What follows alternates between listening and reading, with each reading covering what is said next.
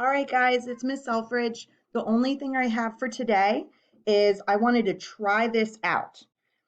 If we're allowed to start doing new information next week, and that's just an if right now, this is one way I was looking at doing it.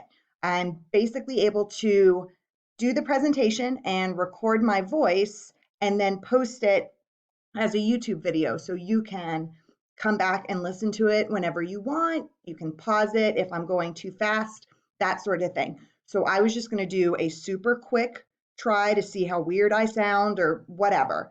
But what I can do is I can put the presentation up and then I can kind of skip through it and talk over things. It looks like I can't play the videos. It doesn't let the free version of the software doesn't let me record the audio. So what I would have to do is put a link to the video at the end.